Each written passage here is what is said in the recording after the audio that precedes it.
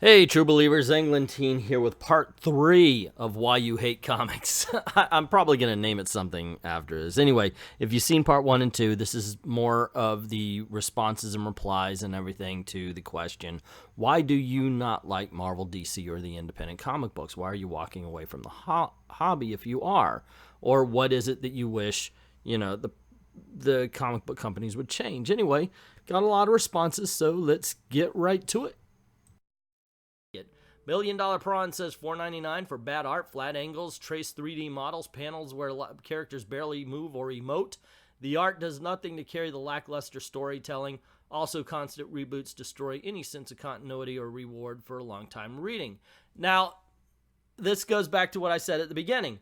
Put a modern day panel, and I know this is high praise indeed, or I guess a high bar, but put any modern day panel up against Jack Kirby. High bar, but put any modern day panel up against Jack Kirby. You cannot deny that his pages popped.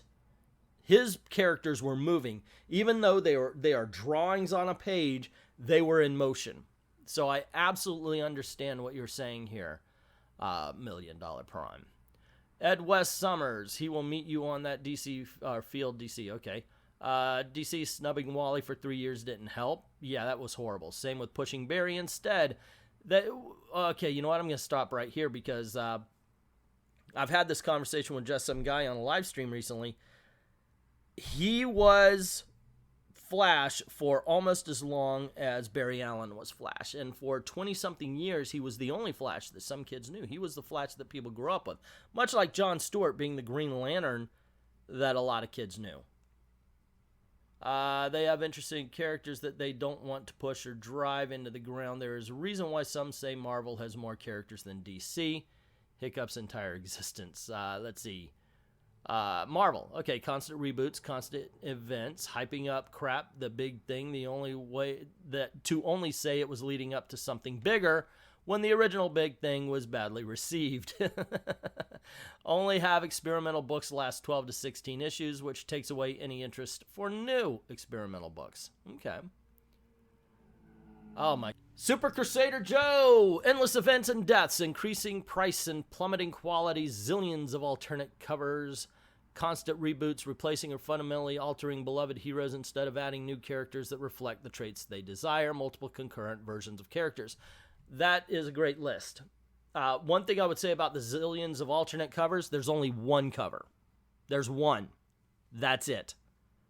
All the others, if you don't want them, you don't have to buy them. That is a collector's mindset that is hard to get out of. I know because I was one of those. I was actually one of the speculators from the 90s. Oh my gosh, this is going to be worth $1 bajillion. Yeah. But in all honesty, you go in, you see 10 covers of the book that you really, really want. If you're buying all 10, that's on you. There's only one cover, the one that you buy. Hey, Johanna is saying, although Marvel and DC are making some bad decisions like bad writing and some writers have no knowledge about the characters and some kind of event fatigue, I don't turn back on them all because of that, but mostly because I want to see what other publishers have to offer. Right now, I am reading IDW Publishing, TMNT, Ghostbusters with a lot of joy. There is so much to read, so I ignore most of the big two. There you go. And that's the thing. There is something for you out there, but you might have to go find it. Some people are enjoying purchasing Indiegogo comics, and when they receive them, they're enjoying them. That's awesome. Awesome for you. Some people are going to Alterna. Some people are going to other independent groups. There is something out there. The industry, and I've heard this many times, the industry is dying. The industry. MJ Tanner saying the pacing is slow and it ends up what? Of what?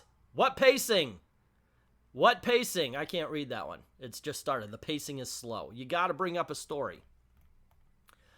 Okay, poor writing, says Kevin Tanza. Poor art, poor handling of continuity, too many retcons, too many reboots, no respect for continuity, too many unnecessary titles, no respect for characters, core values, no moral. Okay, this is really, we're hearing the same thing a lot. I mean, a lot of people are agreeing with this.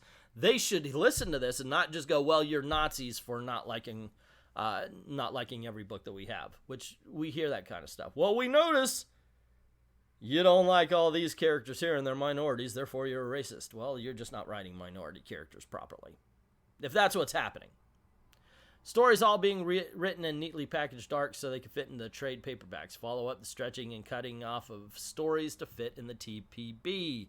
Yeah, that's that is the gift that we were given by Grant Morrison and Brian Michael Bendis right there. Yeah, and it really is. I think it actually hampers people creatively. You would think it would open it up, but no, it hampers them.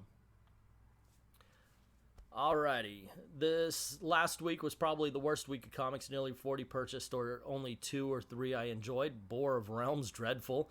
Thanos, wrong. I enjoy Thanos. Black Panther, unreadable. Stupid, what's stupid? Oh, okay. Spider-Man, superior, only good. That's the one I'm not, I enjoy it, but it's, no, Amazing Spider-Man's good, dude. But superior this last time for War of Realms was not good at all. Action readable. Isola, interested. All chick, haven't got... Isola is awesome, dude. Detective is good as well. Alrighty, Kirk Spencer, what's up? The higher cover price, the constant relaunches, the story stretched out over multiple issues, so buying one comic only gets you a piece of the story. That's a great point on this. Plus for me, and I'm sure I'm in the minority on this, the difficulty in getting creators to sign the comic. Okay, yeah, I can't speak to that. That's not on the page. I don't have the... whatever. More Marvel than DC. They make major unnecessary changes to classic characters. When people don't like those changes, the writers are allowed to openly attack fans. That's Twitter stuff. So, on the page, dude. But yes, in all honesty, that's absolutely right. Marvel should be... and DC should be putting the fucking kibosh on this. That's 2. You know what? I'll probably break this down into multiple videos. Grin says, really, the biggest complaint I'd say I have is writers completely misinterpreting a character for whatever reason. Normally, just to push the plot further or as a vehicle for the writer's personal opinions. They put their voice in instead of finding the voice of the character. Eccentric guy, breaking what isn't broken. Taking talented writers, artists off a book while still doing good work and giving it to someone else. This has only created a good thing all of 2 times, with Zdarsky on DD and Morrison on GL. But those are the exceptions, and not everyone agrees on both. Yeah, I'm not a big fan of Green Morrison. I'm not a fan of Green Lantern, but Daredevil's freaking awesome. For example, Tomasi and Jurgens lost Superman books. Venditti lost Green Lantern. Morrison's book is fine, but Green Lantern Corps was all right. Abnett off Aquaman. Abnett was awesome on Aquaman. Zdarsky's Spidey canceled, removing the Outlaws from Red Hood. King sabotaged himself with a wedding, and this is the stuff I read. And a lot of that stuff I actually can agree with.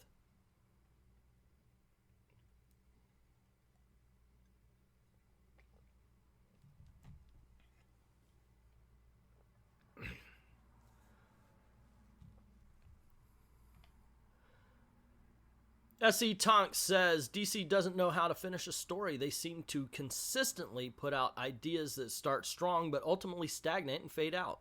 Marvel has lost scripts with their characters. They have no idea what they want their characters to be or how to use them.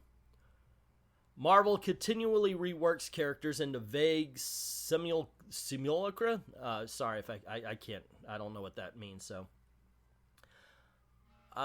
losing the core of the character more and more each time. The kills... got the sirens going. This kills brand continuity because books are being used to explain and legitimize the change. It doesn't often lead to engaging stories like Maximum Carnage. Well... Alrighty. Oh... Okay.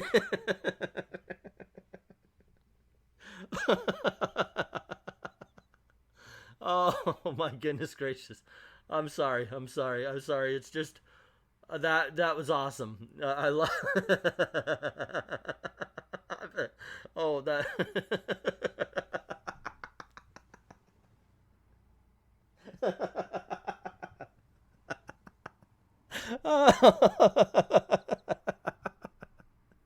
Oh my goodness. Okay. Let me read that again. This kills brand continuity because books are being used to explain and legitimize the change. It doesn't often lead to cases of maximum carnage. Okay, yeah. Alrighty. That's a 90s kid, man. The maximum carnage. Alrighty. Great video game, by the way. Alrighty. Yeah. Yeah. Engaging stories like Maximum Card. Okay. Moving on. Let's see. Blue is a state of being is saying lazy artwork and writing. Manga is far maximum carnage. Oh, goodness. Thank you. Thank you very much. That was, that's needed. It really was. Okay, lazy artwork and writing. Manga is far more interesting. Okay, if you say so. Real Guard saying too many crossovers in books. Metabolic Ink is saying I've read reviews of books that were great, but when I read them, they were just boring. There's hardly any book I would buy my kids either. Almost nothing that challenges the imaginations of kids. Oh, and for some reason, DC hates Nightwing the way they treat him. Absolutely agree, and he's been on record. Didio's been on record of saying that he does not like Nightwing. Everett Todd is saying the lack of diversity of genre. Dude, nope, sorry. No, on this one, I'm going to stop you here, dude. Even in Marvel and DC, they actually have sci-fi books. They have adventure books. They have superhero books. I don't know if you could say the lack of diversity of genre. And when you add on the independent comics books to that as well, yeah, dude, there's something for everybody as far as that's concerned. I can't agree with this at all. The homogeneous art styles that's trending towards simplified animation, that I could see. The fact that the big two published 40, oh, hell yes. It used to be like a Marvel Zombie could pick up every title. There were 13, maybe 20 a month, and DC was the same. Now it's ridiculous. And deciding to let Diamond advertise for them, yeah, that was a big problem as well. There's history there, too. That's a little bit deeper than I could get into here.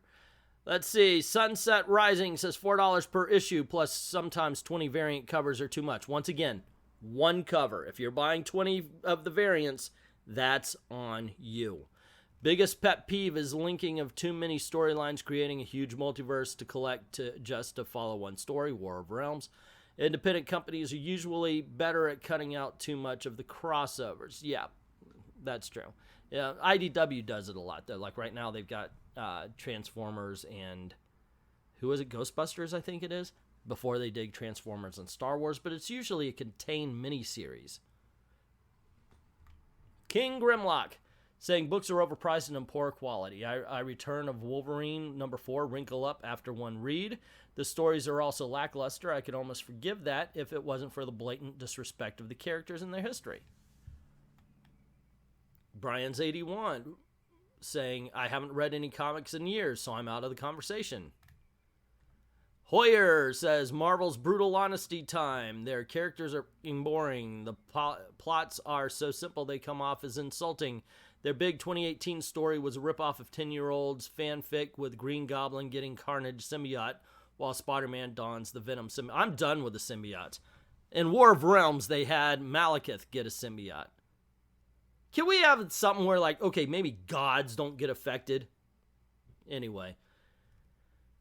DC, I just can't get into their stories. I really tried, but they are really, really, really boring or stuffed with heroes who are massive assholes that make it extremely hard to root for them. Hawkman. Go for Hawkman. Tommy saying there's nothing that could make me want to stop collecting. If I had to fight my way into the shops, I would. Alrighty. Okay. Herbert West. What are you doing these days, Herbert West? Isn't that the name of the Reanimator? Just saying. Generally, just not making books that excite or interest me. All right. Luke does stuff. The constant events and tie-ins, as soon as one ends, another begins. Yeah. Well, thankfully, after War of Realms, we do have a month or so before we get the Carnage crossover, right? But Tracy Arkin is saying bad writing and breaking character. Kiera is saying DC dropping Rebirth and going full Didio. Yeah. Tom King's name on the cover of a comic book. That's sad because he's not bad. He's hit or miss, yeah, but he's not actually a bad writer. he just, yeah, he needs to learn to tighten it up a bit. Marvel, canceling books due to low sales and then relaunching them. Bad writing, bad editing, editors hiring unqualified writers who barely understand the characters, shoehorning identity politics. See, yeah, I'm going to cut this one out. We're skipping that stuff, Gabriel. Warren Fitzpatrick says nearly $5. There you go, gang.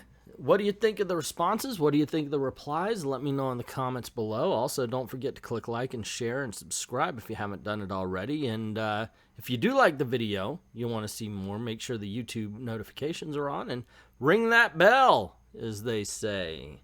Yeah, because, wow, YouTube is really crunching it on content creators these days. But if you don't mind helping out the channel, supporting the channel, going over to Patreon or to Ko-Fi, drop $1 in the till, or to BitChute, leave a tip in the jar.